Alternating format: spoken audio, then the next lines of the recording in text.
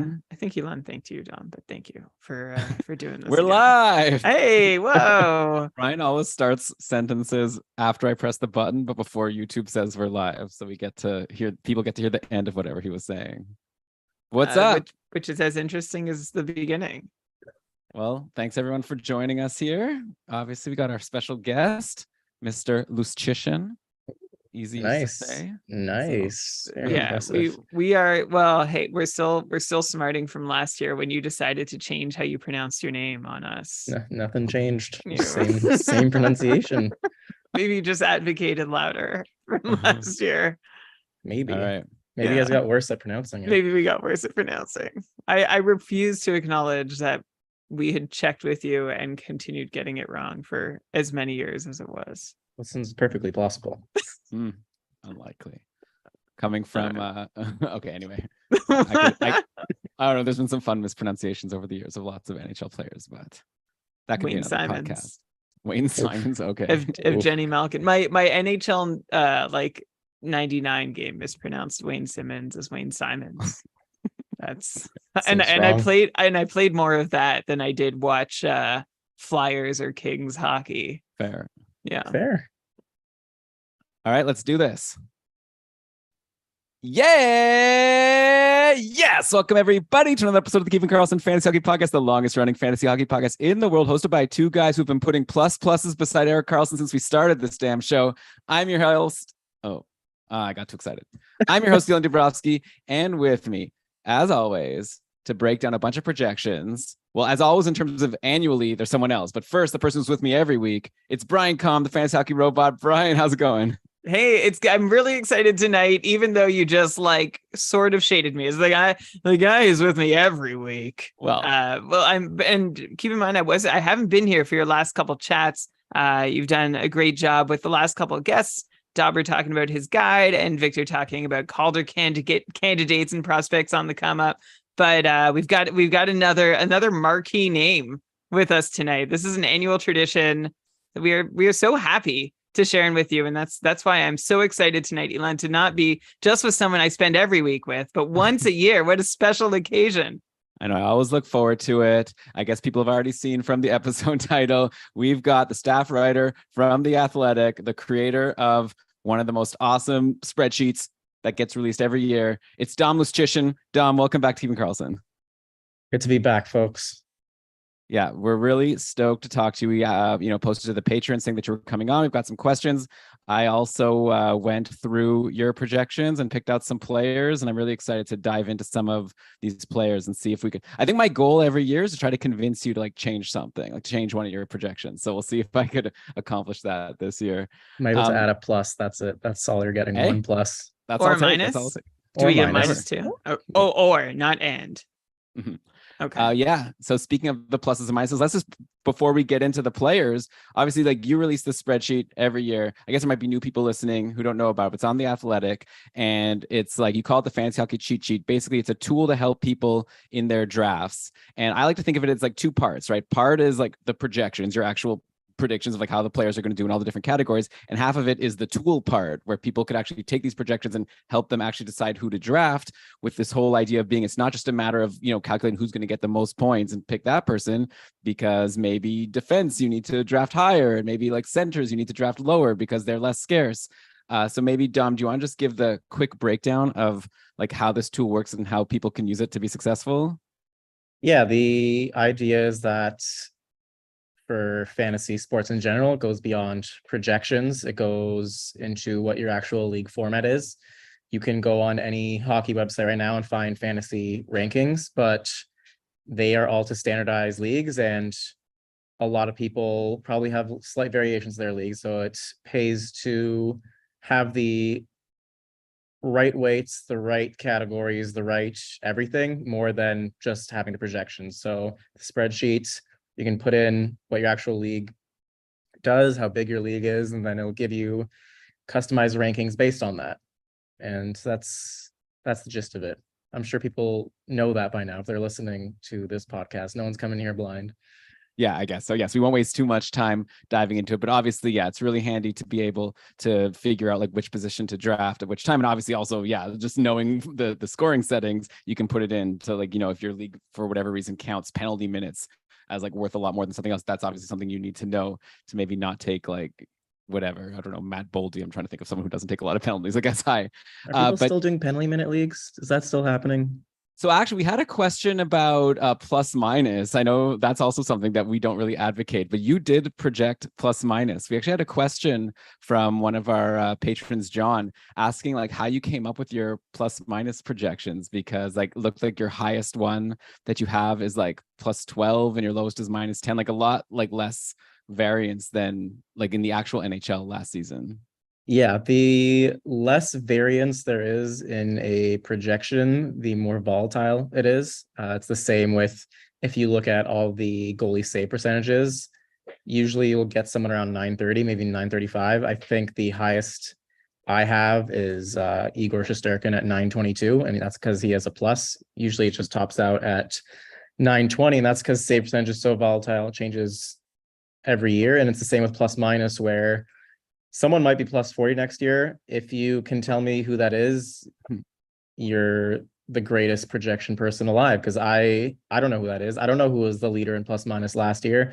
Pretty sure Johnny Gaudreau the year before that was like plus 60. No one is guessing that. So it is better to be safe, and that means having a tighter range, where with that projection, I base it on, it's partly on the player's ability to influence goal differential. So there's some goal differential, there's some XG in there, but it's also how good their team is. So if a player went from, say, Colorado to Chicago, their plus minus would be bad.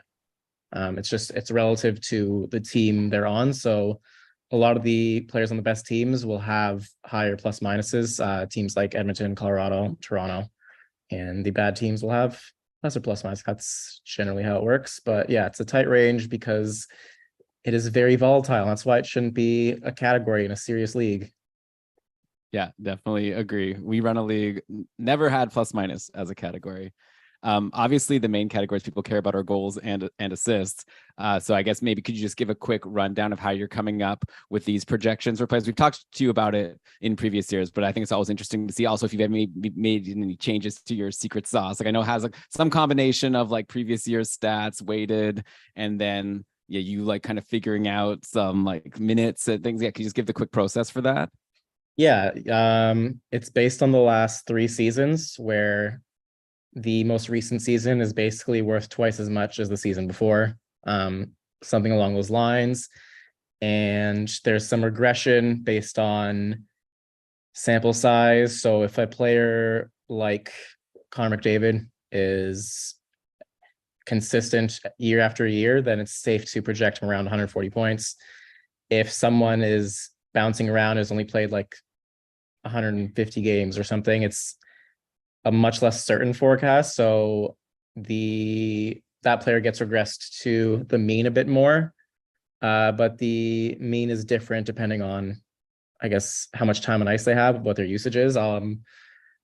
Players who play a lot, they're regressed towards other players who play a lot, and worse players like Ryan Reeves or other fourth line scrubs, they're regressed towards other fourth liners. So it helps with, I think, the problem with going all the way to the mean is creating too tight of a range, when I think points is a bit more stable than people realize, I guess. And the other thing is that there is an age adjustment. So younger players get a bump, older players see a potential decline. I did change my age curve a bit this year. And what I did was I looked at what previous projections had before the age adjustment, and I saw how wrong it was depending on the age, and used those as the adjustments. And that helped, I think, bump up some of the guys in the 24, 25, 26 range. Because before, I think a lot of the adjustment was stacked to players 23 and under, and I didn't find that that was actually the case, surprisingly enough. So that was the one change, but everything is done at the per minute level. So I estimate every player's ability to score per minute, and then I multiply that by how much ice time I expect them to get, which is based on where they fit on the depth chart this season. Some players, maybe they got 14 minutes a year ago, but they're in the top 6 role now. Maybe they were on power play 2 and they're going to power play 1 now. Like, those things are accounted for.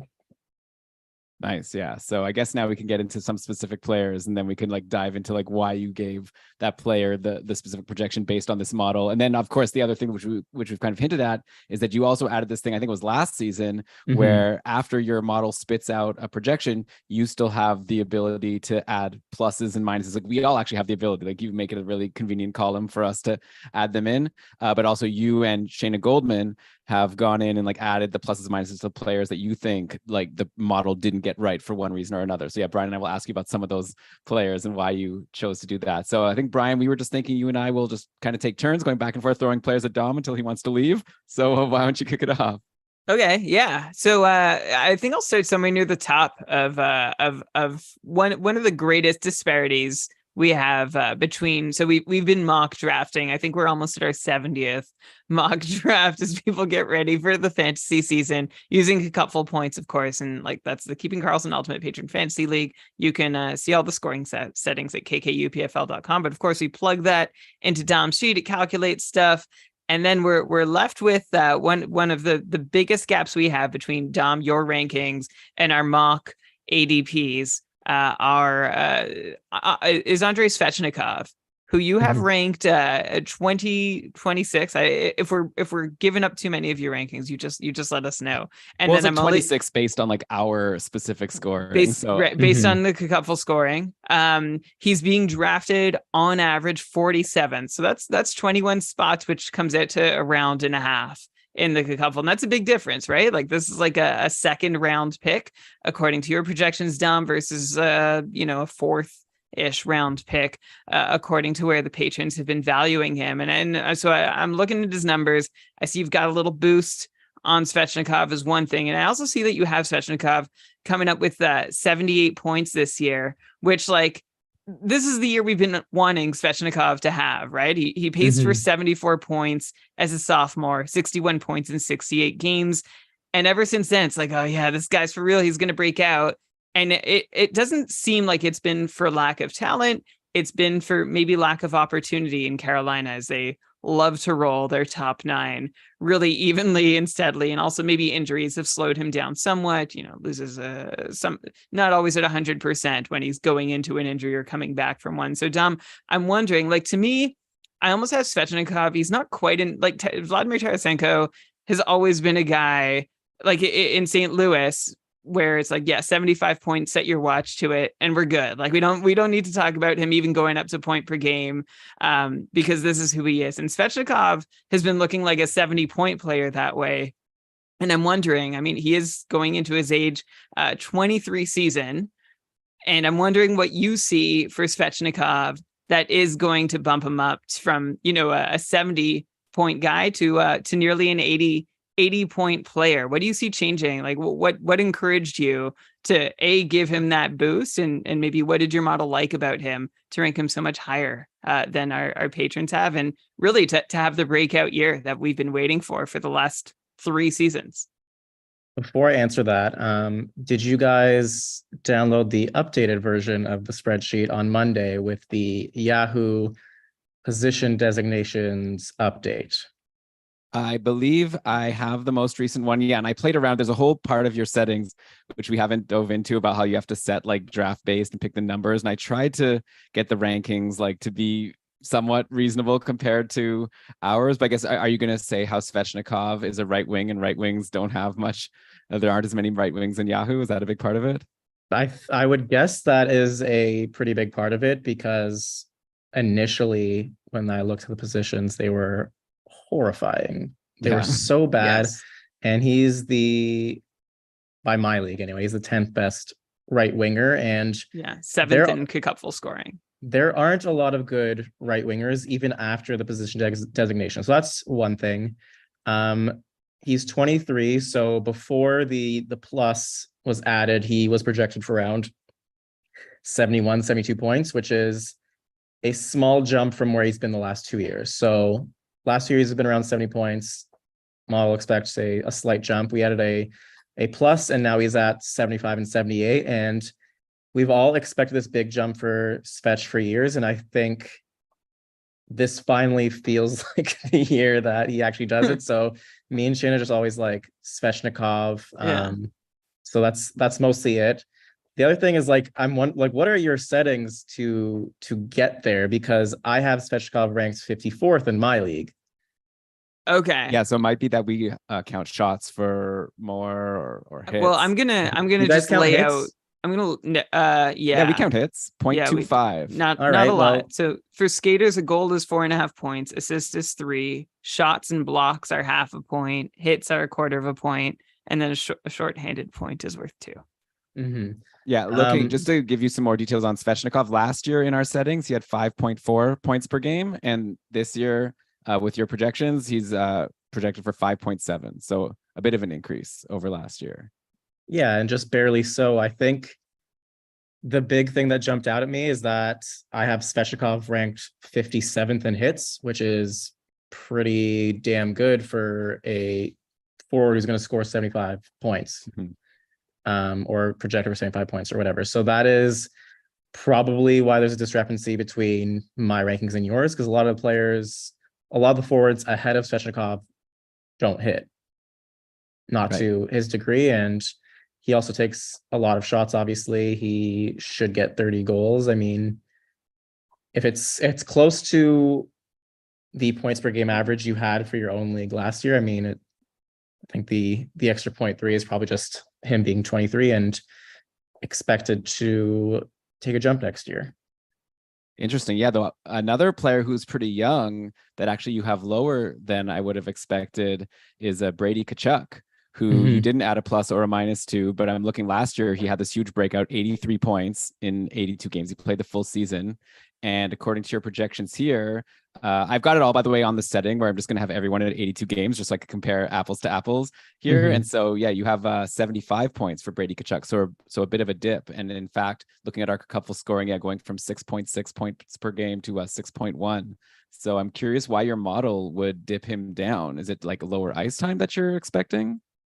So one of the things I saw that was really interesting with Ottawa is how much power play time they got as a team compared to everyone else in the league. I think it was around 6 minutes per game.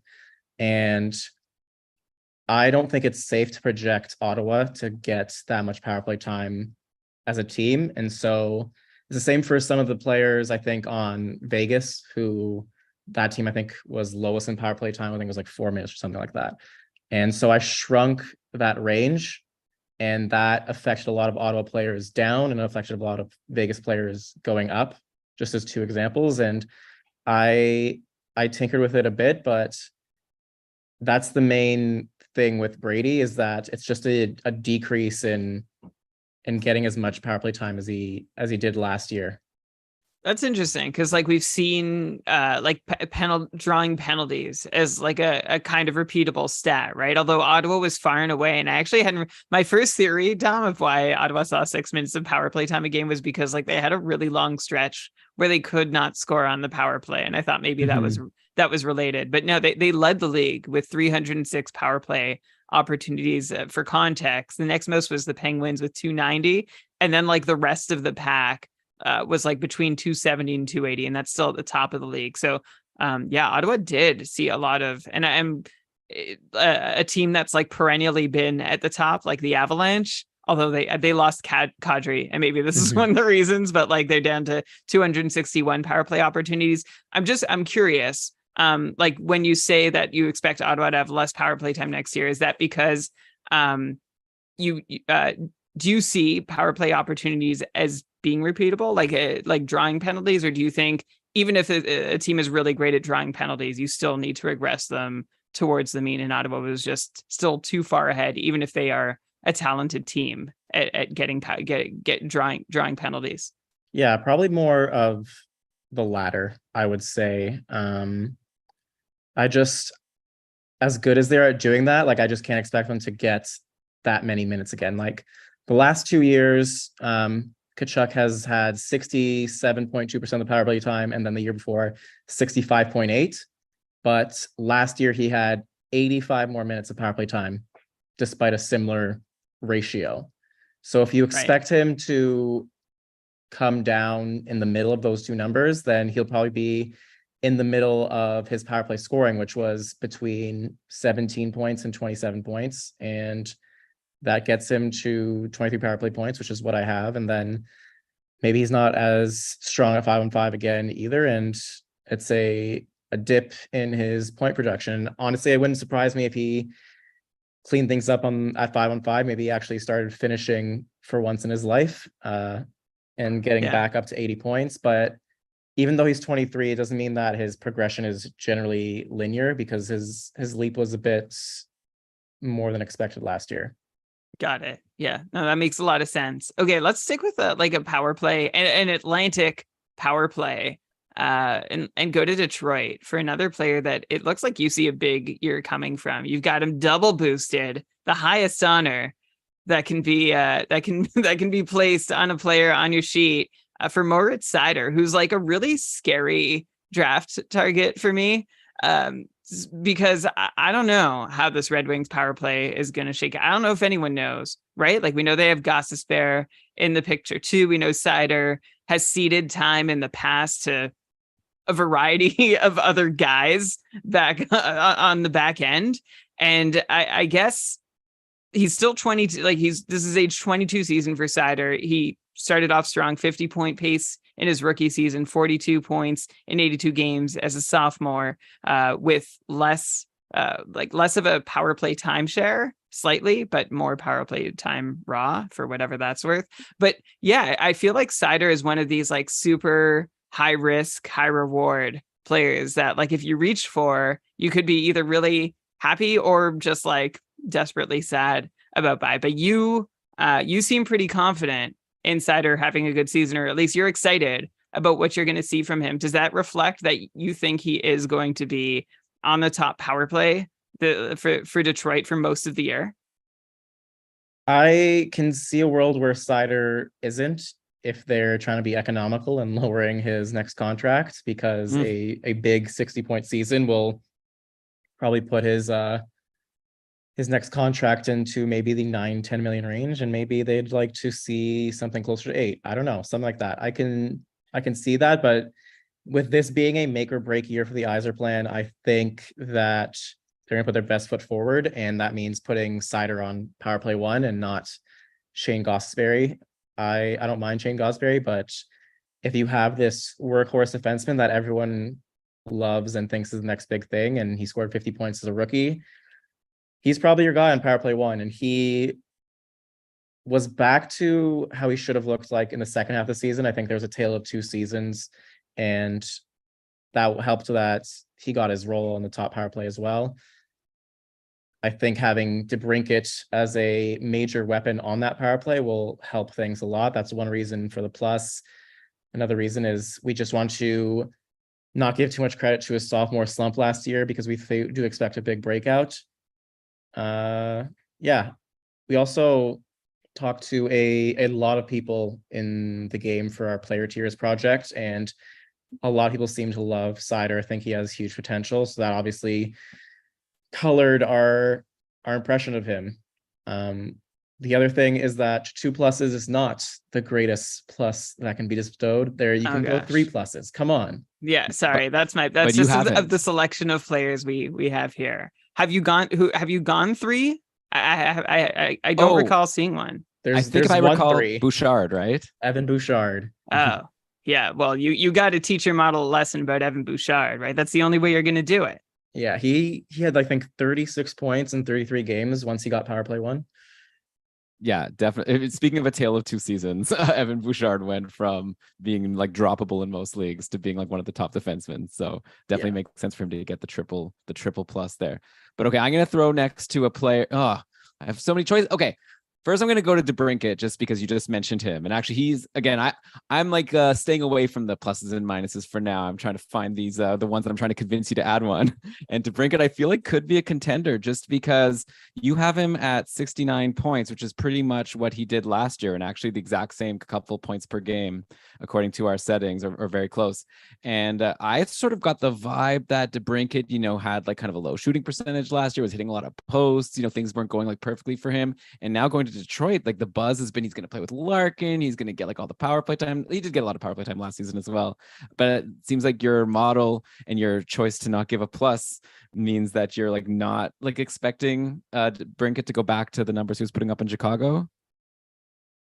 Probably not. I do expect a bump, and I've already been convinced. He's already got a plus for next time, up to 72 points. Good enough for me. Up to 52nd ranked, which is around his ADP. That's fine. Keeping Karlsson's got a stamp on the sheet now. I should put plus KK for all the yeah all the ones you suggest. Going back to the conversations we had with a bunch of people in hockey, not a lot of them liked Alex DeBrincat. They think he doesn't do much but score, and I think the potential for some great chemistry with Dylan Larkin is there. I don't know. I think he's a bit overrated. Maybe not for fantasy purposes. For fantasy purposes, he could be gold this year. It's just I don't really trust that Detroit team too much, and maybe that's contradictive because I do have 2 pluses for Larkin and 2 pluses for Seider. It's just I don't know. DeBrincat, he obviously didn't get to play with Stützle last year. He played a lot with Shane Pinto, and he's going to get a big teammate upgrade in Larkin. There's just, I don't know, there's something about his game that I just don't think is the most effective.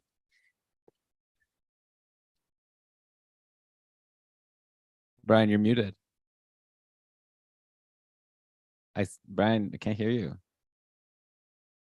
Okay, how about I'll jump in now while Brian fixes his audio.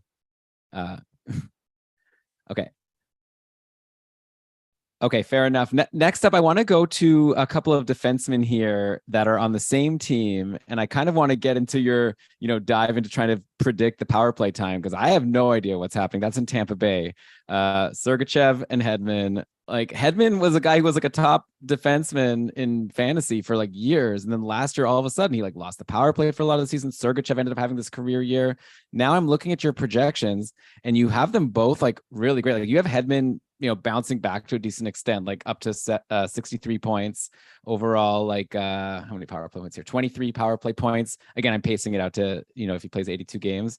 And then Sergachev, you have for 60 points and also 23 power play points. So actually the same number of power play points. So I'm just curious how you see this Tampa D shaking out. Is this like a hedge of just giving them both the same? Yeah, it's a bit of a hedge. Last year, they both got 49% of the power play time. This year, I have given them both 55% because I don't know. I don't know what's going to happen there. I think it's incredibly risky. There is a small chance that they will share power play 1 now that Alex Killorn isn't there, but I don't know how much I like that. I do like Brandon Hagel as a sleeper option, just throwing that out there because of that open spawn power play 1. But yeah, I mean, that's a possibility. I don't think Tampa Bay will do that, and they'll have to pick one of them. I'm not sure which one that is. I'm pretty sure Hedman finished the year on power play 1, but Sergachev is younger and I think probably a bit more dynamic at this stage of their careers. I don't know. I wouldn't touch either of them, to be honest. I'm in the same place. Like, I think I'm actually readier to draft Mo Seider, which might sound silly based on how excited you are about him, rather than take a chance on any of the Tampa guys, because when they're not on the top power play, we've seen both their values not be where we want them to be. So yeah, I'm with you on my do not draft list, while Seider just stays on my scared to draft list. Let's okay, we haven't covered any. On. Now, having said that, I'm looking at their ADPs now, and I think there's room for both of them to be very successful defensemen, higher than their ADPs, where You know, in fantasy football, when you have two running backs and they can both cook, they're Totally. both getting points. Oh, Yeah, yeah. This is the absolutely. rare I know so much situation about where fantasy maybe football. might be the rare situation where Tampa has so much offense that they can sustain two elite defensemen. And I don't think you'll get a number one top 12 defenseman from either of them. But if either of them are your number two guy, I think you're doing okay.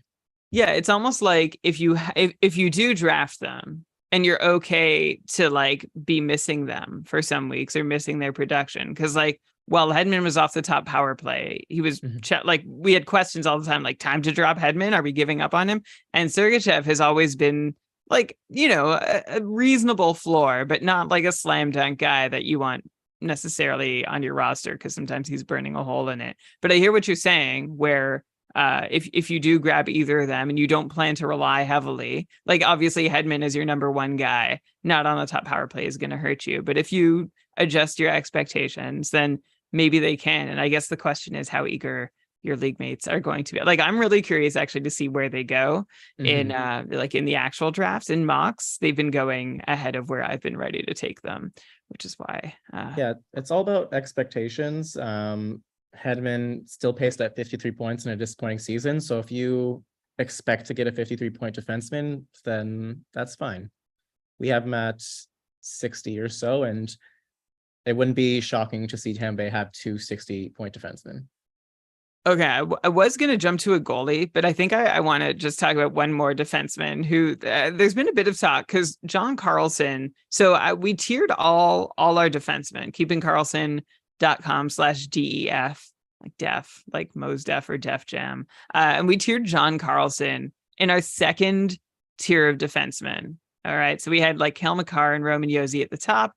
And then in our second tier, we had Dahlin, Dougie Hamilton, and John Karlsson. And like Elon pushed back on that. That was my doing, and saying like, do we really know that John Karlsson deserves to be there? Like, he's not as exciting a name as like Upsidey a name. And in the other tier, you know, you have like guys who have more. I have John Karlsson there in the second tier ahead of Bouchard and Erik Karlsson and Josh Morrissey and Adam Fox, because I feel like John Karlsson doesn't have a flag in my mind.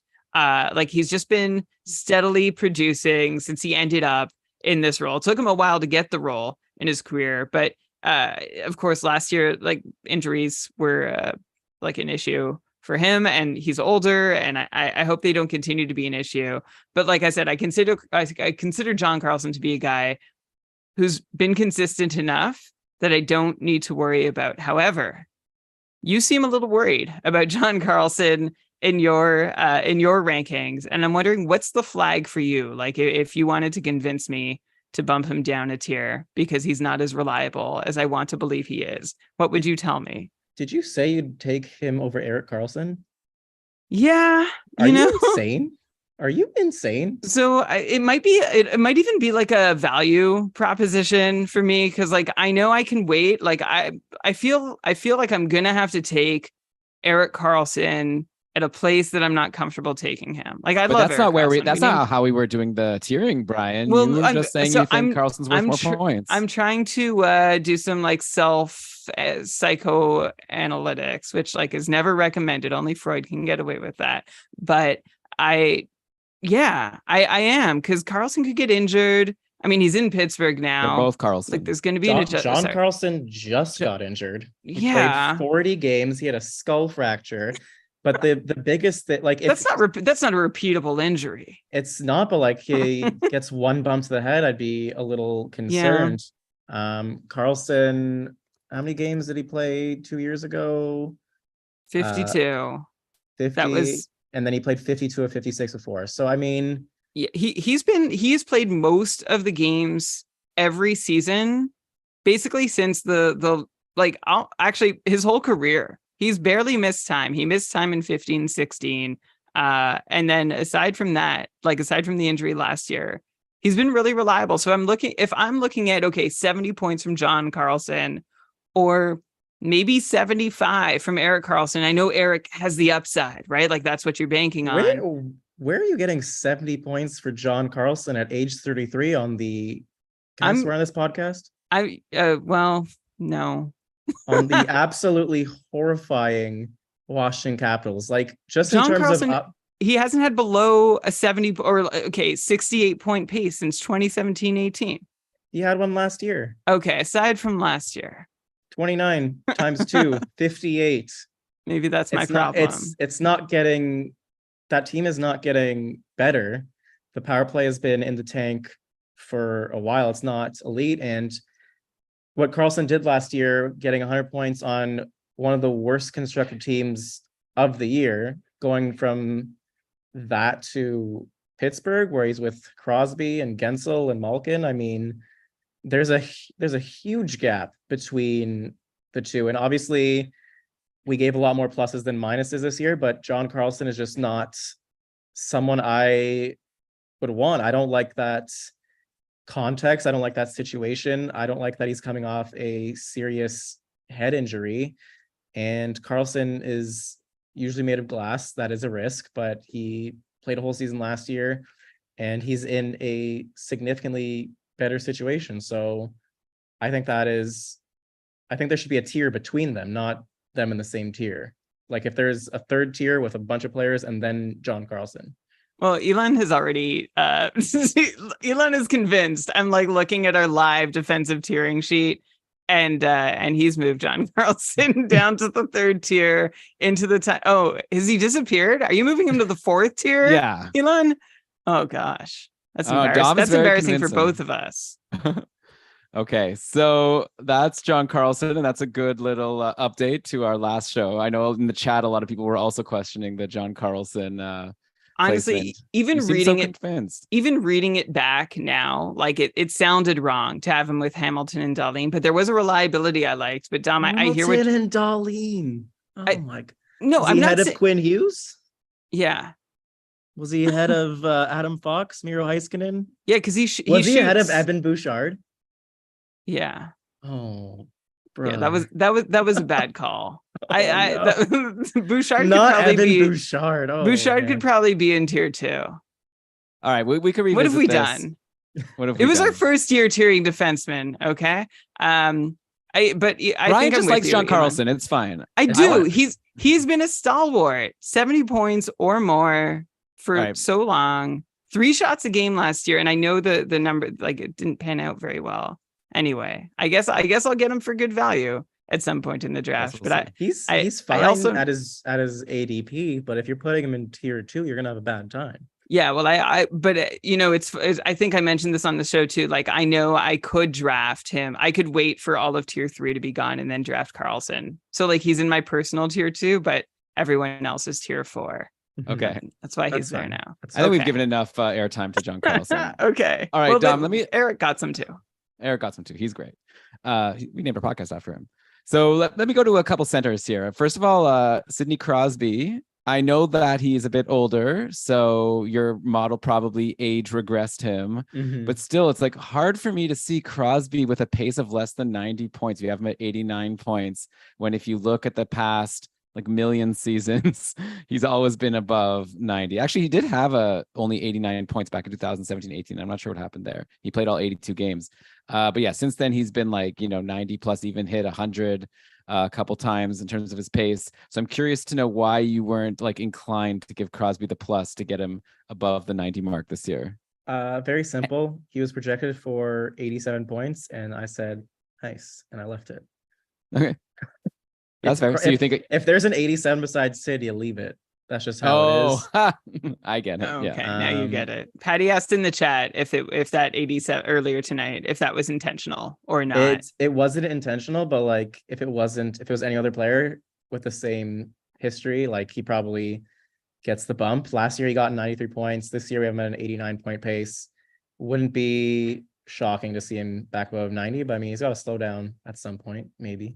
Yeah, but he's got Erik Karlsson now to help. You're not wrong. If you're listening to this, if you're watching this, put a plus next to Crosby. No one's stopping you. If you like Sid, draft Sid. He's a safe bet. He's no John Karlsson. He's Sidney Crosby. You know what you're getting. When I get Crosby like in the second round, and it's happened for the last couple of years, like I'm so happy because he falls because he's not like an exciting name. He sometimes even makes it to the third. or he's not exciting anymore. Everyone thinks he's old and done. He's not. And Karlsson, Eric, is a huge upgrade on Chris Letang, I think. So yeah, that'll bode well. I want to go to Elon, you want to throw one more before I go? Yeah, if you don't mind, I want to do a quick would you rather, because I have another guy that, according to our settings, has the exact same expected fantasy points per game, and that's Nico Hischier, another center. So I'm just curious to see who you'd rather draft between Hischier and Sidney Crosby at this point. Hischier just had this like big breakout, 80 points last season, 81 games. The year before that, he paced for 70, and before that, he was like a 50-point guy. So these past 2 years, especially, he just keeps going up and up. And yeah, like I saw you put a plus beside Hischier. So obviously you're expecting that last season was for real. And just the only thing that makes me a little nervous, I guess, about New Jersey is they have like so many cooks, like so many great players. So I just wonder if like he's really going to be able to stay as like an 85 to 90 point guy. But clearly you're somewhat convinced. So yeah, Hischier versus Crosby, who would you take? I mean, I don't know what you have. Hischier and Crosby similar. I remember your settings. I'm not. Yeah, so I can tell you why you got there. Yeah, so I have them both at 5.9 points per game according to your settings. So Crosby has a few more points, like a few more assists. You have one more goal for Hischier. We score goals a bit higher than assists, and then also shots on goal. Right, you have a few more shots for Hischier. Looks like you have a few more blocks. Actually, we have 0.5 for a block. So I guess they're So it's just like whatever. It's close, but yeah, according to our settings, it's the same. But I know you have it like 4 points difference for Crosby. Hischier is being taken 50 spots after Crosby. I know who I'm taking, given those circumstances. I think the thing with Hischier, I think last year was the real deal, but what's really exciting about him and maybe any other Devil is that the Devils were only 13th on the power play last year, and you got to think that is going to move up at some point as that top unit gets more familiar and maybe creeps into that top 5 range. I don't think that, like, I think he'll be on the top power play no matter what. So he's pretty safe there. I'll play with Hughes, Bratt, Meyer, Hamilton. That should be an incredible top unit. And I think a full year with Meyer will get them more goals that way. And he should probably be around point per game again. I think that's a pretty safe baseline, and I wouldn't be surprised to see him go higher. All right, let's move to a goalie. I actually think he's the only goalie that we have like even in our consideration right now from your list that caught our eye. And it's UC Saros over in Nashville, who I'm going to go back to our tiers. All right, we tiered our goalies too, keepingkarlsson.com/goalies. We had Saros as a top tier goalie alongside Shesterkin, Vasilevsky, Sorokin, and Ettinger, just because Saros, to get to tier 1, you have to be like the no doubt number 1 goalie, like the workhorse. You're going to get the huge line share of the starts, and you're going to put up a pretty good save percentage in them too. And looking at Saros in years past, the last 3 years, going backwards, 919, 918, 927, although that only came in 36 games. And even looking at his his performance against expected, Saros has had a solid 3 years. Like 2 of his last 3 years, he's been 13 and 15 save points above his expected Fenwick save percentage at 5-on-5.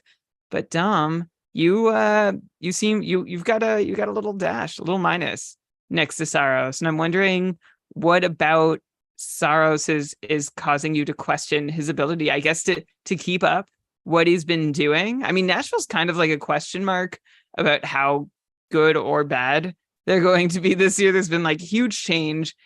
Has that factored in at all to how much you're ready to believe in Saros? Yeah, it's honestly entirely to do with Nashville and the team around him. And I like Saros a lot. I think he's probably a top 3 goalie in the world. And that dash is more to temper the fact that my model loves him a stupid amount. Okay. All right. So it's nothing against Saros specifically. It's just like the model like loves him, and can, like, if you take the dash away, he's a top 5 goalie. And I think that's a little risky considering he's on Nashville. I think goaltending, you have to take into account the team around, and Saros obviously a workhorse. He has great results the last few years. I'm just a little skeptical of his context. Fair enough. So let me just follow that up with one. So he and the goalie you've put above him are the Connor Hellebuck is the goalie that's bumped Saros out of the top 5 in your rankings, and we have Hellebuck in the second tier. And part of that, I mean, we are strong believers in Hellebuck. Honestly, I believe in him about as much as I do Saros, but Winnipeg seemed to me feels like they're not like so far off from a Nashville situation this year. There's been turnover. There could be a wholesale, like, remember how the season ended with Rick Bowness being like, well, that didn't work. Everyone saw it. So we're coming back and we're doing it my way. How much more confident are you in Hellebuck than Saros? Like if you look at like the peripheral rankings, they both have the same save percentage. They're both expected to face the same amount of shots. Yeah. I should have said the Jets versus the Predators rather than the difference is entirely in the win total, and that's because Hellebuck and Saros are pretty much the same. They're both elite goalies. The Jets are a completely mid team. Nothing impressive about that roster at all. But you got Hellebuck, and that's probably a team that might make the playoffs. Nashville, if you take Saros out of the equation, they are Roman Josi babysitting a lottery team. Okay. That's how bad the skater group is. So Elon's going to take that personally.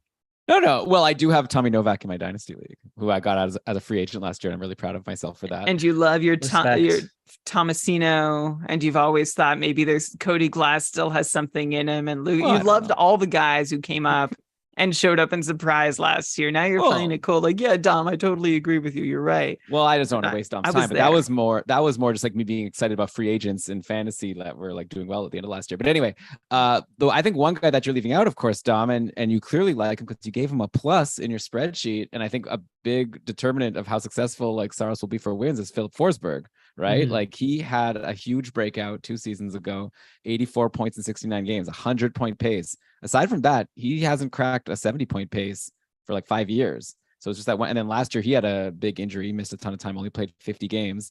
But yeah, in your spreadsheet here, you've got a plus beside Forsberg, which brings him to a 78-point pace on the year, which would rank him like pretty high in our format, at least, because a lot of shots. So is there like a reason why you expect Forsberg's like one awesome year out of the last 5 to be more likely than, the like sub 70s? It's mostly because it was pretty recent. I think he is not as good as he was that season. Nashville's power play unexpectedly went off, and that obviously was not repeatable. But I mean, sorry, I'm just trying to calculate what his point pace was last year, 70. I don't think he is that. Like, I think he's above a 70-point player. He's just not a 100-point player. He's somewhere in between that. You veer towards what he recently showed, which was 70 points. So that's why he's not around 85 or 90. But I don't know. I think he's a good player. We gave him a plus because of the Andrew Brunette factor. I think he's a fantastic coach, especially offensively. And I think he can maybe get the most out of Forsberg compared to John Hines before him. All right, let's go to Colorado for a second, because I don't know if you've updated your sheet since Colorado picked up Tomas Tatar. If you have, I have not downloaded the latest version. No. Okay. All right. So he was a UFA on the last version. You were cool on it. Like, how are you going to project a UFA, right? But obviously, there was a lot of talk of Tomas Tatar as the most underrated UFA still available and could really change some teams and show up and do some damage. And so now he's in Colorado. And I actually want to ask both how that impacts him and someone that you have towards the top of your list that you have ranked fairly far above where our patrons have been drafting him in our couple mocks, which is Valeri Nichushkin. So Nichushkin, and again, like, you're right, it's hard. He's a right wing, and I wonder if that's probably one of the reasons why you have him as your 47th highest ranked player according to our Cupful scoring system, and he's being drafted on average 91st overall. I think there's some trepidation and hesitancy based on like the last time we saw him was not good, right? Like that was.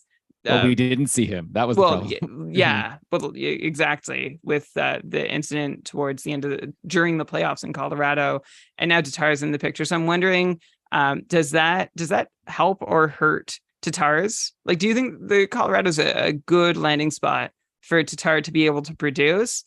And do you think that it all threatens Valeri Nichushkin's or I don't know, even Arturi Lekkonen's status in the top 6? I don't think it threatens either of them at all. I know a lot of analytics people love Thomas Tatar. I'm one of them. It's just that he's still just like a low end top 6 forward or a high end third line forward. So that's not enough to bump him over Nichushkin or Lekkonen, who are legit top line talents. Obviously, what happened with Nichushkin in the playoffs was and still is a mystery, but I think he should play this year. And if he does, he'll be on Colorado's scintillating top power play. And I don't think that Tatar has a real chance of earning a spot over him at all. Tatar might get some time in the top 6 playing with Nichushkin or maybe even playing with McKinnon and Rantanen, but I don't know. I don't see him as very fantasy relevant until I actually see him in that spot and performing. Like, I would definitely leave him undrafted and just keep an eye on his usage, I guess. Yeah, for me, I see Tatar as like how I was looking at Jonathan Drouin before they acquired Tatar. It's like could do something like a player who's been good at one point and now potentially they could get a good spot with a great player. But yeah, I want to see it before I believe it. So yeah, I'm with you there. Okay, I want to try to squeeze a minus out of you, Dom. We got a plus on DeBrincat. I think I have a good candidate to get a minus. Okay. You've got Cam Fowler projected for 49 points if we pace it out over 82 games, which according to my research here would be the highest point pace of his career. Last year, Fowler had his best ever season with 48 points, and now you have him for 49. So I'd be curious to know why the bump for Fowler in his age 31 season. I think, let me just double check if I did indeed do this. I gave him a bump in power play time, but I am inclined to maybe take that away. I actually, so right now in my league, I have IR spots and there are a bunch of people who are like injured. So I put them there to see what happens in training camp. And I immediately went and picked up Olin Zellweger and Pavel Mintyukov. I don't know how to pronounce their names. So if I pronounce it wrong, I'm sorry. But those two are highly touted Ducks defensemen. New coach. They had the 31st power play last year. Fowler has never been good on the power play. I think there's a real chance one of those kids can have that power play 1 job, and that would obviously drastically reduce Fowler's projection and maybe make one of those guys a serious sleeper. So I am not going to put a minus yet, but definitely keeping tabs on his potential usage in training camp and adjusting his time and ice based on that. I'm with you on like Fowler has never been good on the power play. Elon tried to convince me that he's like a really great and like maybe still is because you did. I tried to get him in a higher tier than Jamie Drysdale when we were tiering defensemen. You're like, I was trying to convince you that he's like really great.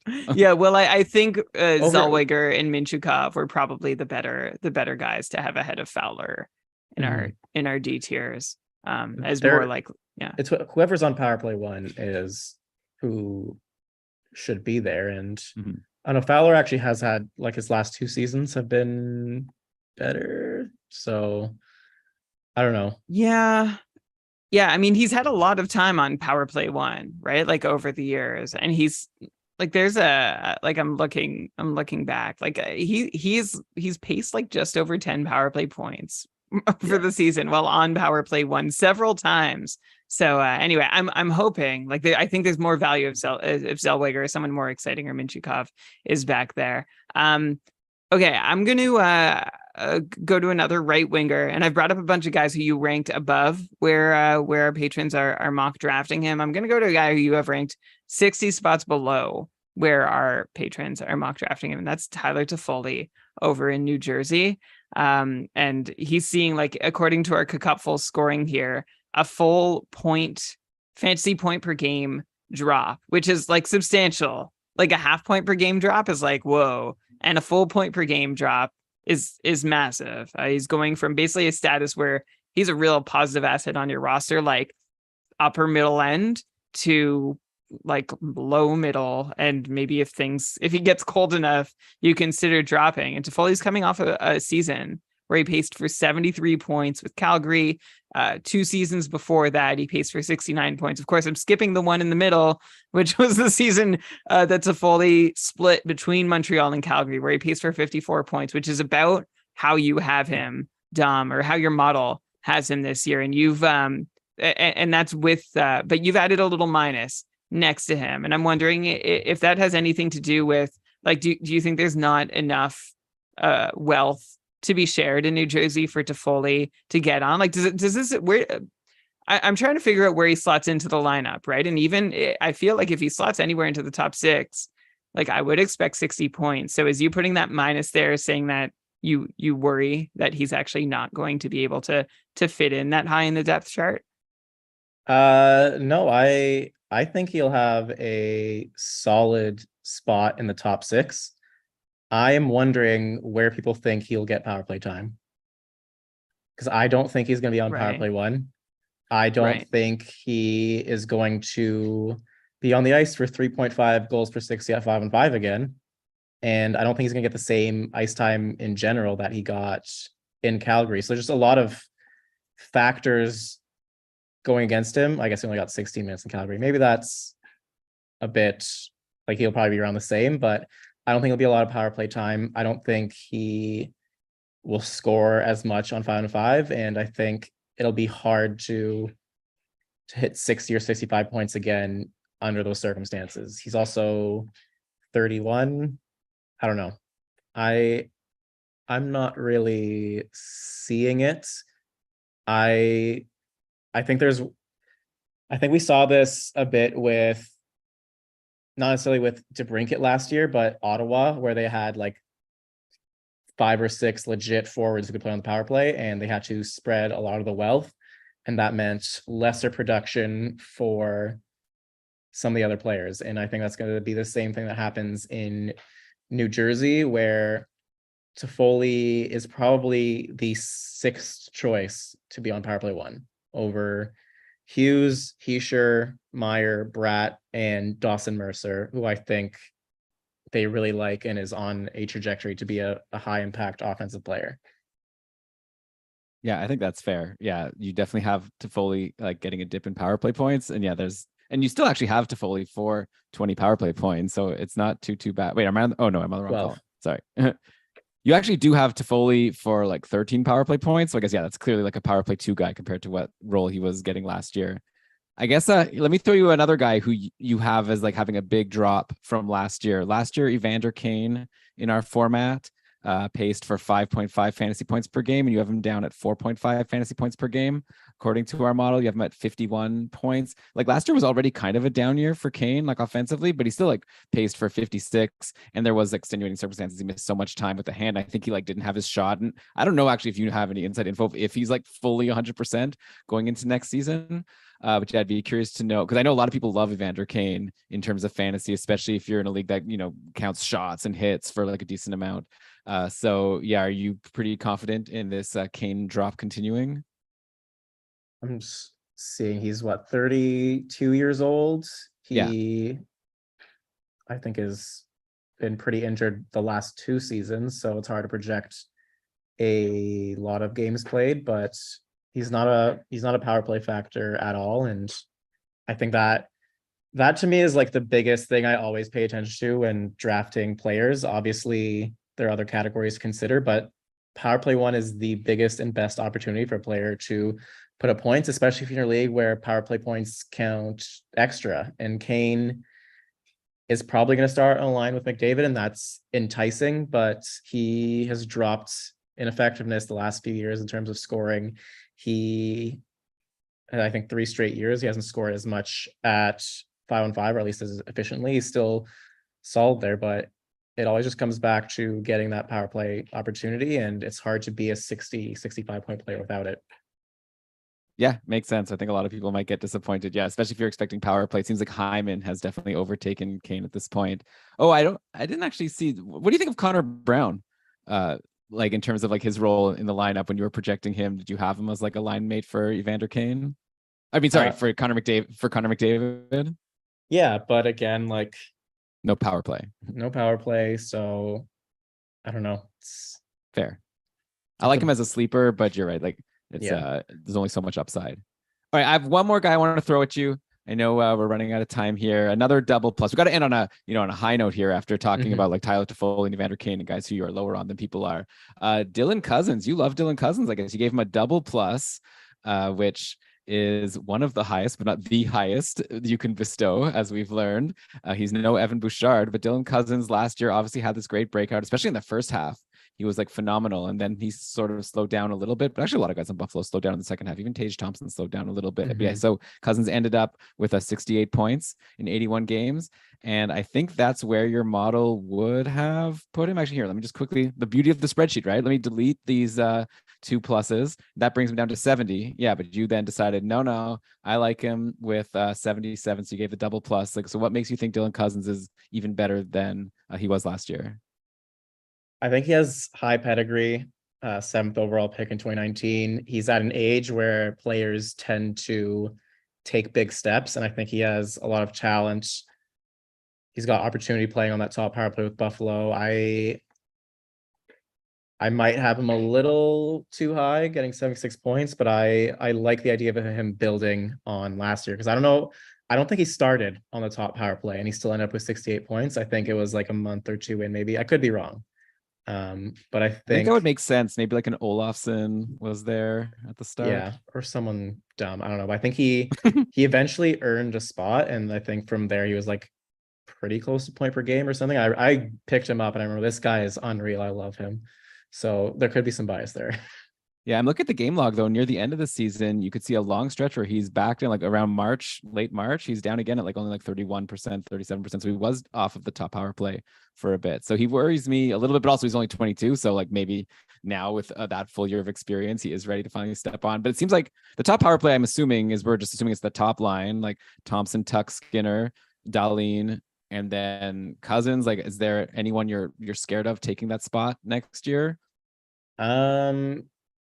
I think Casey Middlestat was like right. surprisingly good last year, and he's also a high pedigree player for them, but like not really. I feel like that top power play should be relatively set in stone. So I'm not too concerned. I'm looking at the game log as well, and like there was definitely a lull where he didn't play, and I wonder if that was when the top power play was slumping. But I don't know. I like his skill set a lot. He wasn't on top power play until November last year, and still ended up with a strong chunk of points, probably because he was great at even strength before that. But I don't know. He looks like a good, not necessarily breakout candidate because he broke out last year, but just take another step. Yeah, no, I could definitely see it. I think, well, the beauty of your spreadsheet, right, is we could agree, like the optimal is if I could like convince you to make changes to the official spreadsheet. But if you don't want to, that's cool because I have my own version. I think I'm going to just probably take away the 2 pluses personally for Cousins, drop him down to like 70 points, which still would be like obviously an impactful guy. But yeah, that's the great value here that anyone can download this, make their own decisions of where, and now it's like simple. You just add pluses and minuses. It takes 2 seconds. So thanks so much for all your time, Dom. Do you want to just like give people the quick rundown on how they can get this spreadsheet? And also, of course, we talk to you once a year and we only have so much time. So we just talk about this. Like you do a ton of great work outside of just making this fantasy tool. So is there anything else aside from this you want people to check out? Yeah, just go to theathletic.com. There's going to be a lot of content rolling through over the next few weeks. There's this fancy cheat sheet that I think will be very beneficial to you in conquering your league, but there's other content I think that can help in research purposes. We're going to have a preview of every single team in the league and how good they expect to be.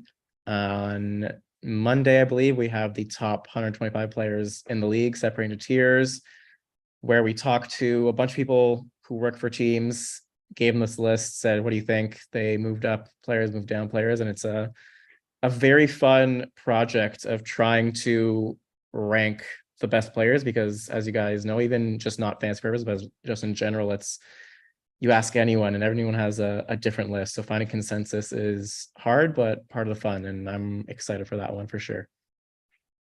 That's awesome. Yeah. And also a great follow on Twitter. I would definitely recommend anyone who doesn't follow Dom. Somehow everything you tweet gets like a million. I mean, everyone must follow you, right? Because you get so many likes and retweets all the time. I feel like I haven't tweeted as much in the summer. Like I just don't care anymore.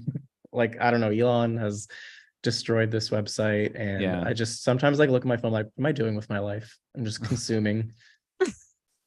I mean, I have a feed that's only beat writers, and like I use it for like looking at line combinations and starting goalies and news. And I try to just like stay away from everything else. But yeah, the one thing that really bothers me is now I can't search by verified users. Like, let's say I want to get the latest news on like Taylor Radish or something. I could like, just search by verified and see what people are saying about him. And now it's like Not search anymore. verified. You get the dumbest takes about Taylor Yeah. Radish. So not very helpful. So that was a big bummer when we lost that. But anyhow, okay, Dom, thanks again for coming on. This is awesome. Everyone, like, well, I don't know. Everyone go get that draft sheet. Good luck. If you're playing against me, I hope that, well, I don't know. Now it's kind of interesting, Dom, because you play against people who like have your sheet, but you always like do your main draft like before you release it, right? Yeah, my draft was on Labor Day Monday.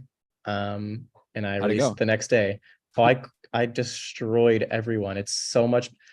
I'm in a keeper league, and it's sort of yo-yos every year, where 1 year you go for it, 1 year you sort of tank to get better picks. I am the commissioner, and I've made some changes this year to try to fix that. But the 2 years where I was positioned to go for it because I had a bunch of picks and my keepers were good, were the 2 years where my draft guide came out before my own draft, and I came second both of those years. And the guy I lost to last year, I remember we were at the draft. He's literally like looking at my sheet. I am sitting there not taking Erik Karlsson because I don't want him, because I think he's on a bad team, bad situation, injured a lot. I didn't like the pick, but the guide said pick Erik Karlsson. I'm like, no, I won't do it. I did that too last year. Yeah, it's very annoying. I took Klingberg instead. I'm still not over it. I did not do that, but yeah, well, that was like a double bad decision. Yeah, I was sitting there at my table for like the full minute, and he's looking. He's like, "We know you want to take Karlsson, and you just can't bring yourself to do that." And I'm like, "You're absolutely right." And I didn't pick him. Then that guy picked him, and he won. And I hate him for that. But this year should be different. My keepers are stupid good. I didn't trade like any draft picks last year, and no one had my guide. So there should be a pretty wide gap between me and the rest. And if one of my babies hits, like Kevin Korchinski, Olen Zellweger, Pavel Mintyukov, we're cooking. Sweet. That's what I'm going for. I'm hoping one of them gets the top power play spot. And if so, fantastic. But yeah, should be good. Yeah, my one little tweak there is I have Mintyukov in my dynasty, so I'd prefer it be him and not Zellweger. But you can have it for this year. Maybe then I could have it long term. But yeah, I have both. I don't care. You have both. Okay, you're golden. This is awesome. I'd love to just see a running like every week, like an update of how you're doing in this league, and if you are actually destroying everyone like you expect to. I hope so. Take a look at these keepers. 12-team league. All right, Jack Hughes. Very good. Matthew Tkachuk. Amazing. Mitch Marner. So you have like all first round picks. Okay. Dougie Hamilton. Miro Heiskanen. Right. Connor Hellebuck. Yeah, I think you're going to do okay. Yeah. Plus, sounds pretty good. Yeah, I like how Jack Hughes has left wing on Yahoo, and like Yahoo doesn't want to give out any wingers eligibilities to centers, so that's going to be helpful. There's no way you'll find me on Yahoo. I'm a Fantrax man forever. Fair. And Hughes is only a center there, but that's okay because Clayton Keller's left wing, right wing. Matthew Tkachuk is left wing, right wing. Robert Thomas is center, right wing. Cole Caulfield is left wing, right wing. We're good there. Why does Rob Thomas have a wing? He doesn't play wing. I don't care. Fair.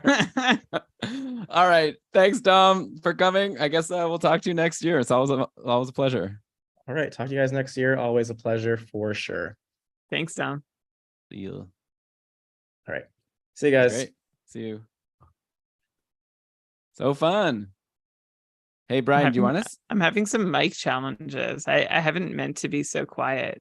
Mutify keeps crashing, and it mutes me when it crashes. Anyway, I'm using a new app now called what's it called? Mute Key.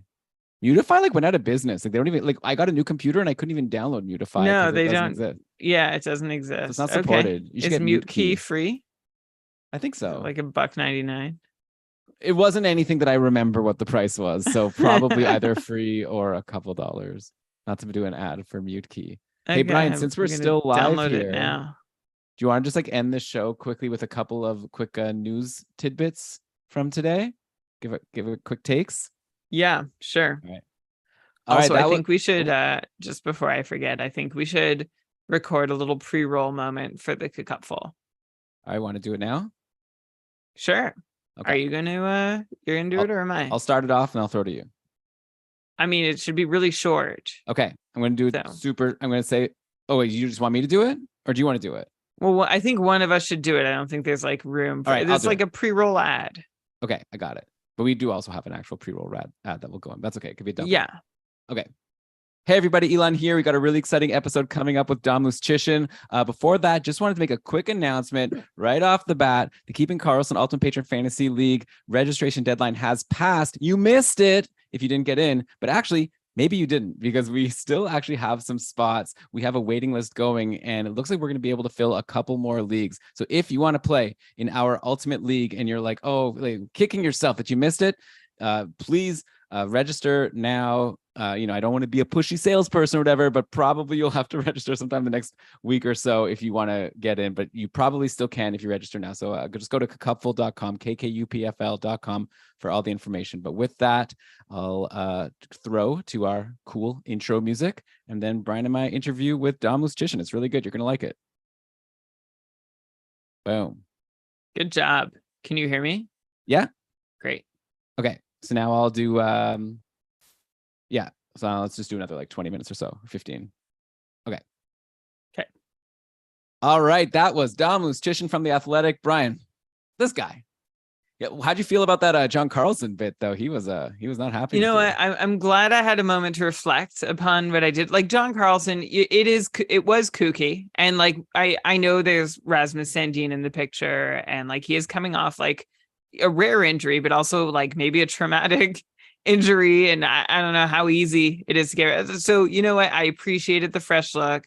I got on my heels a bit, and I still feel especially with Pacioretty arriving, that Washington has enough. Eventually, maybe. Eventually, maybe. Yeah, exactly. I feel like there's enough for Karlsson to be a 70-point player, but I agree. If I was actually following the D tiers here, I think what I would do is I would just I think I'd try for Evan Bouchard from tier 3. And if I didn't get him, I would maybe take I'd take someone else, but they'd all go a little sooner than I'd probably I think, I don't know. I haven't decided yet how likely I am to draft D early in the draft, but that John Karlsson would be available for me when I wanted him. And I mean, I think with Werenski makes sense, even though John Karlsson outpointed Werenski. He does well. He does well. Sure. Yeah. I mean, he's not top liver. Even in a bad season, John Karlsson averaged 5.5 Cupful points per game. That's really good. That's half a point below what Erik Karlsson had last season. I wish I brought that up on the show. That's okay. You did great. And so we've moved John Karlsson down in our. He was still the defense. 5th most valuable defenseman or 6th in the Cupful format. Okay. Enough. Okay. All right. So, Brian, I have another potential change to one of our rankings to throw at you, obviously only with your permission. But we got some news today about what's going on in Colorado, and apparently Pavel Francouz is not recovering well from a surgery, and now he might not play right away, or who knows. I mean, Francouz has been injured basically ever since he got to Colorado, it seems. But I was hoping, I'm expecting that he would be healthy to start the year, and that's a big reason why, we put Alexander Georgiev in tier 2, because I didn't know if he's like an actual like goalie who's going to play like 60 plus games with a healthy Francouz. But now Francouz is hurt. I'm already seeing all these tweets about maybe they're going to go to get like a Halak or like a Brian Elliott or someone just tied them over till Francouz comes back. Makes me kind of think that Colorado's going to be forced to play Georgiev a lot, like 60 plus games again, like last year.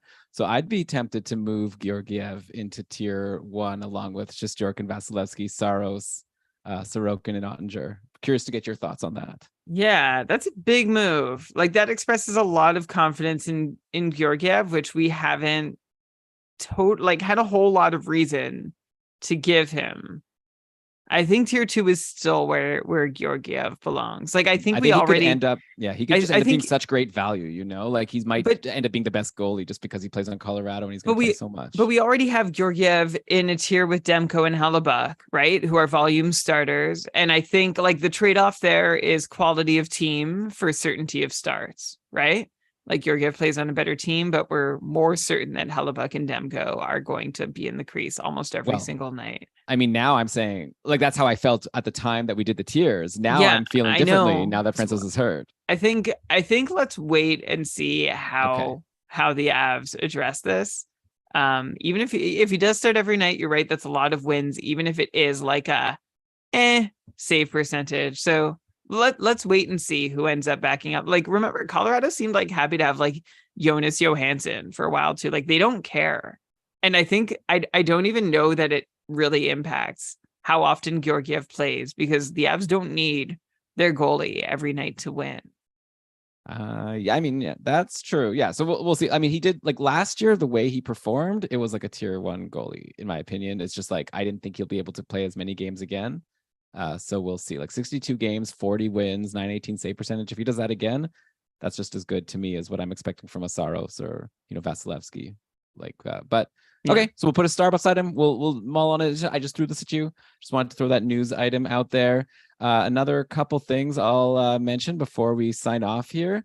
These are like minor, but Brian, your Ottawa Senators made a signing. Josh Bailey, PTO. It's not a signing. It's a PTO, right? So it doesn't mean anything. And Elon, like, come on. It's been hard to justify Josh Bailey's. Like, I've been a known Josh Bailey disbeliever, and I've been wrong at times. But I don't know, Elon. Like, I don't know where he could land in this Ottawa lineup where he would be fantasy relevant. So for me, like, I think he's pretty washed. I don't think he has a whole lot left to give. And I think maybe he's like a stabilizing vet in the bottom 6, which is weird though, because Josh Bailey is not like a very defensively strong player. So like, if you good veteran presence, but in the bottom 6, you need someone who's going to like solidify things. And I don't know if he's really going to do that. So Elon, I'd be a little surprised to see him show up on the roster at the start of the season. I'm glad you're bringing it up though. We are like completists here at Keeping Karlsson. Yeah, like, definitely I agree. Totally fantasy irrelevant, but thought I'd bring up a Sens signing of a former first round pick. Not signing, sorry, tryout. It'll be just fun to see I'd like to see Bailey continue his career. I don't know, kind of a bummer that it just like fell off so quickly last year. Torrey Krug is hurt. Not surprising if you had him on your roster at any time in the past couple seasons. Are you like higher? So he sustained a right foot injury while training for the upcoming season. Will be reevaluated on October 1st. Torrey Krug, man, this guy. Anyway, Justin Falk now, like, I don't know. I think that makes him even more appealing, right? So I just wanted to mention that maybe people need to bump Justin Falk a bit up their draft list now, because he's probably getting the top power play for as long as Krug is hurt and until someone else takes over. Yeah, or Scotty Perunovic, right? Like, one of these guys is going to get more of a look with Krug out, although no one seemed particularly excited about Krug this year anyway. I was ready to grab him as like maybe my 4th D in the last or second last round, which was doable, and I thought maybe a potential steal. But yeah, now with Krug out and possibly for a while, then we look to Falk. Falk gets a bit of a bump on I'm just want to like check in with the Blues power play for a second, right? Because there's been you have O'Reilly and Tarasenko gone, right? Like two of the guys you consider most associated with the Blues. So you've got Robert Thomas, you've got Kyrou, and you've got Buchnevich, and maybe like Vrana or Kevin Hayes or Kasperi Kapanen, although like Kasperi Kapanen, remember, like he just had some kind of anyways, Kasperi Kapanen's not getting on the top incident. Power play regardless. Yeah. Well, I mean, but he had a good little run there. Yeah, so. but he's not gonna overtake a Kyrou, Buchnevich. So we'll see. It's still a decent, I mean, all this to say, it's still a decent top unit in St. Louis, and I believe they should be able to convert at like a reasonable rate, even if like everything outside of that top unit on the team looks a little thin and weak. So yeah, keep an eye on Falk and Perunovich. Yeah, I think Falk's like going to be the first one. You know, if he struggles, maybe they go to someone else.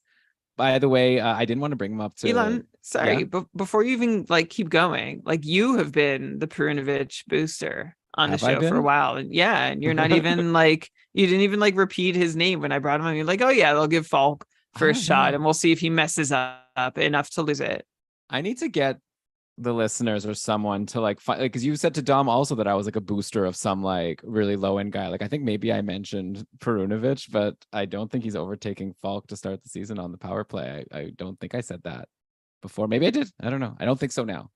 I'm okay. He's like their future, like he's expected to be a future, like, you know, potential contender for the power play for sure. But I think going into the season, I think that it would be Justin Falk now if Krug is injured. Sure. I wanted to actually bring up to Dom, but I didn't have time. And also I thought maybe he'd be like, stop wasting my time. Sammy Blais, he has like, just like as a complete nobody next season, like 29 points in 82 games. If you pace it out, I'm kind of still into Sammy Blais. Like obviously not for the power play, but he had a really strong end in St. Louis, especially for league counts hits. I wouldn't totally forget about him. But I figured like I didn't need Tom to like yell at me for bringing up Sammy Blais. Brian, a guy that I know you really like, we got some news recently. Sean Couturier is like practicing his, I know he already kind of full go. Yeah, Couturier's like, ready to go when training camp opens. How excited are you? Well, who knows, right? Like maybe he'll step on the ice the wrong way and miss the next 4 months. Like even if he is fully cleared, Couturier, I'm still concerned that he's fragile. But if he plays a full season, I mean, you know, I'm a Sean Couturier believer. Like 70-point pace, even on a weakish team. And by the way, I think that would be great news for Konechny and for Cam Atkinson. Like that would have a good knock-on effect for the Flyers. I'm trying to see like who would be like, because who is their top line center, Elon, without Couturier? I mean, I guess is it Morgan Frost? That silence was very apt. Yeah, but was Morgan Frost even playing center last year? I don't know that I remember him doing. I'm looking at the center eligible players according to Cap Friendly, like on the depth chart. Noah Cates, Scott Lawton, Morgan Frost, Ryan Poehling, Tanner Laczynski. So they could use Sean Couturier. You're saying that would be helpful. I think it was. It would be super helpful, and he would lift the value. Like Atkinson and Konechny might be able to do all right on their own, but say someone like Owen Tippett or Joel Farabee or even Scotty Tulati, you know, those guys would benefit from having a little more depth in the chart. I know a lot of people have been talking about Tyson Forster being like a sleeper. He's there for next season. Is he a center? I guess he's a center. I'm seeing Cap Friendly's like center right wing, but I guess it would be a lot to expect him to jump in and be like top line center all of a sudden. But rookie center is a real hard spot to be in. And well Forster, he's already 21. What's he been doing the last little while? Do you know? Tyson Forster. I'm picking up the Alliston, Ontario native. That's how you know I'm on Hockey DB. He played in the AHL last year and he had 48 points. 48 points in 66 games. And that was his first full pro season. He'd played parts of seasons in the pros before. So he must have been injured for some time. No, I think that was just like he had fully graduated from the OHL. I see. And there was I think there might have been some like COVID accommodations. I don't know. It's not the usual progression. 23rd overall in 2020. Yeah, Dumorb is saying in the chat here that he's right wing, so maybe he's not even a center. Cap Friendly has him as right wing / center. I trust Cap Friendly. I trust Dumorb a lot. I trust Dumorb a lot too. Is there anything else? I just wanted to kind of be complete here since we had a little bit of time after the Dom podcast, but I think we're pretty much up to date now. Coming up next, we still have a few of our stalwarts, our shows that we like to do every year. We like to look at the Yahoo rankings. I haven't even looked yet, Brian. I don't know like if they're even worth talking about, but a lot of people do draft on Yahoo, and a lot of people who do draft on Yahoo, draft based on the default rankings that Yahoo's going to throw at them. So you want to know who like they're going to be like having too low and too high, especially like the players that Yahoo like has too low, right? Those are the guys that you want to know that you'll be able to wait and get them at really good value. So I like doing that show. I'd like to still do it. I like doing the show too, but if the rankings are bad enough, then like we'll just be naming guys. Okay, everybody ready? Like open up your pre-draft rankings and bump up, and then we'll just name like 20 players and bump down, and we'll name 20 others. Well, then we'll just talk about players. So yeah, we'll talk about them. We had like a fun idea. I don't know if you're fully bought in. Remind me. It was like a quiz show. Oh yeah, that'll be fun. I feel like that could be a separate episode, though. I don't know if we need the Yahoo rankings episode to also be a quiz show episode. But yeah, Andy did a really fun quiz show with us. I think Andy's in the chat here still. So yeah, he ran that fun quiz show where I didn't win. I think I came second. Whatever. But anyway, I think like our couple ultimate champion, Ryan, also won the quiz show. Maybe I'm like hurting the feelings of the person who did win if it wasn't him. But anyways, that was fun, and we're going to do something else. That's going to be great. We also have on the docket, we always do, Brian, we have to schedule our draft, where we do a draft of like one player per team, where each of us only gets one, and then it like loops. So anyways, that's always fun. So yeah, we've got a lot of fun stuff. So make sure you're subscribed to Keeping Karlsson as we try to like push forward to the regular season. The couple has been so exciting. We've been inviting people to their divisions already. Like I said at the top, though, there are still some open spots. You might still be able to get in if you register really soon. But yeah, it's been fun finding out our draft positions. Brian, have you gotten your draft position yet? No, I'm still waiting. And that, you know what? That's okay. I was actually saying like, maybe I'm a little too laid back or not. Like I'm okay with not knowing my draft position. Like I'm actually a little scared of finding out. Why? And then like, cause that's going to kick my mind into overdrive and I'm not going to be able to stop thinking about it. So it's like, I don't need a week's notice. Like give me a couple days. Or tell me the day of. No, I'm not as antsy as a lot of the folks who are still waiting. And we are like, we're super active commissioners in the Cupful, and with our master, our Cupful coordinator and master of automation, and we need a like a ruler of the bots type nickname for Kevin. Hey Bear, like we are on top of things, or as much as we can be. Like the Cupful is an active league. We pride ourselves on every manager always trying, and if they're not, then it's like, hey, are you sure you still want to do this? And sometimes they don't. And then we replace them and everybody's happy. And sometimes they do. And then they get active and everybody's happy. So for anyone waiting, we're still doing that. If you want to join late, as Elon said at the top of the show, by the way, you still can. You can waitlist yourself. I'm confident that we might be able to fill another division before the season starts. So if you're on the fence, and you can always like back out. If you're like, I want to join, but only if I can draft before the season starts. If you don't get there, then just leave. Like, that's cool. We're okay with that. I'm pretty sure if you join right now, you'll get in a league. Yeah. But yeah, don't leave. But you can. You can quit at any time, right? But all we ask is if you do quit and you're in a league, you let us know before you leave so we can replace you. Elon, what draft position are you? So I'm 14. Yeah. How do you feel about that? You're at the top of the second and third round. Yeah, I was watching my horse go. Or I guess it's not a horse, like football players running. I think of it as like a horse race, like that we used to play at the casino in Ottawa. I know you were definitely thinking of the Sega branded casino horse game at Casino Lac Leamy. But I watched my race. I got so Kevin released the link to the video to watch the race to see what my draft position was going to be, and then I was like out walking the dog or something, and I saw a push notification on my watch of one of my league mates saying like, Elon is going to love this, and I was thinking to myself, oh my god, is he being sarcastic? Is he being like truthful? Like, did I just get McDavid? And then I watched the race. I was like, no, my player was terrible. He couldn't even move. And so yeah, I'm 14th. But I've been in my chat here. We've been making these chats with everyone who has the same draft position or in a chat together. So it's guaranteed you're not gonna have any of your league mates in the chat. So you can like strategize openly without, tipping off your competition. And we've been talking about who we're going to take with our 14th pick, our 15th pick, who we're going to then take with our 29th pick because of the third round reversal. So I think I've got a plan. We've been discussing. We have some plans, Brian. I think I'm going to end up with some really good players, but I can't say too much more.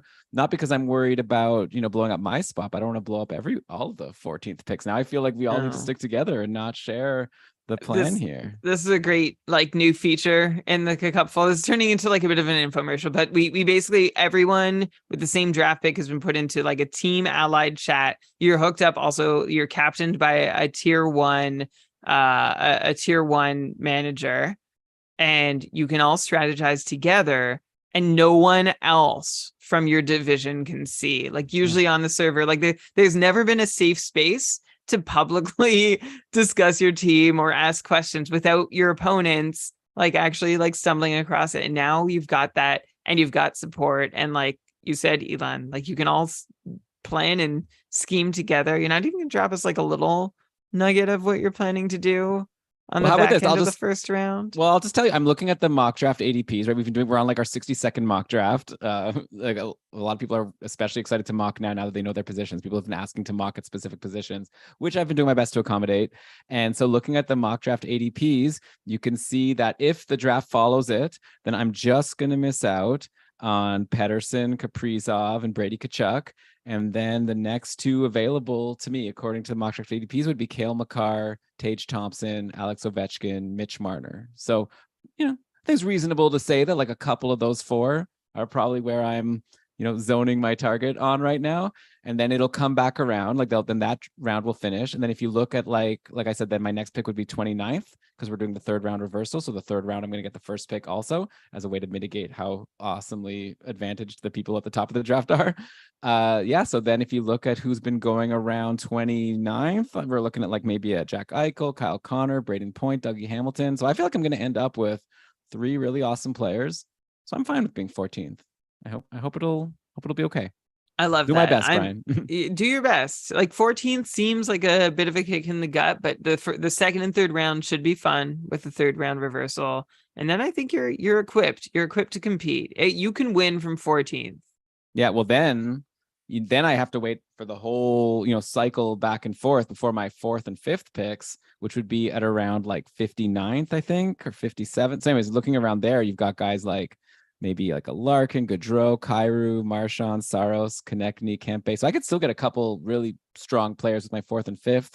But that's all I'm going to say. I'm not mentioning any specific names. Again, not for me. My job as a podcaster is to just say everything. But really, I think it's a lot to ask me to like tell you my draft strategy, like for my tier 3. I don't think it is. As the host of Keeping Karlsson. But I can't blow up. We've been having a lot of private chats, like you said, that I can't. But I'm just looking at the mock draft ADPs and telling you who's around where I'll get. And it made me feel better after watching my pathetic racer just fall over themselves to not like move forward at any moment during that race. At least you didn't bet a quarter on it like the horse races. Well, I would have rather lose a quarter than lose McDavid, but I guess here we are. That's true. Anyway, Brian, this has been a blast. Really enjoyed chatting with you and Dom, and we'll be back we have another cool idea that we're going to do at some point, maybe even this Sunday, of looking at the schedule finally. I think we need to do a show where we're like, I do the matchup maximizers by myself. I was thinking maybe I could bring you in, or I could do it by myself. We'll figure it out. But I was thinking we definitely need to look at like the first couple of weeks of the season, see who you want to draft at the end of your draft in order to, be like, it's almost like streaming with your last couple picks. If there are players you're going to be adding and dropping anyways, might as well get someone with a good schedule. By the way, Chicago plays the first 2 days of the season. Good reason to grab like whoever's, I guess they'll all be available outside of Hall, Bedard, and Seth Jones. So I don't know. And then also we should probably look at like playoff schedules, all the things that people like to think about, who has more off days, like, just give a good primer for people so that when you're drafting, you could like kind of focus on the schedule. So we'll definitely have that coming up too. Anyways, I'm blabbing. That's what's coming up. Be subscribed to Keeping Karlsson on your Apple Podcasts, Spotify, wherever you get your podcasts. But with that, Brian, how about let me cue the outro music? Why don't you go ahead and read us the credits? Take us out of here. All right. This episode of the Keeping Karlsson Fantasy Hockey Podcast was presented by Dobber Hockey and powered by our patrons, including some new super supporters. Thank you for superbly supporting. We mean it. You really do like anyone who supports the show, you are helping the podcast keep going, like truly and honestly. So thanks to our newest ones, Roman, Don, and Patrick. Thank you all very much. And of course, to our longer standing ones, Aaron, Ivan, Sammy, Andrea, Zach, Tom, Ryan, Derek, David, Rob, Max, Ricard, and of course, our first ever, Patty.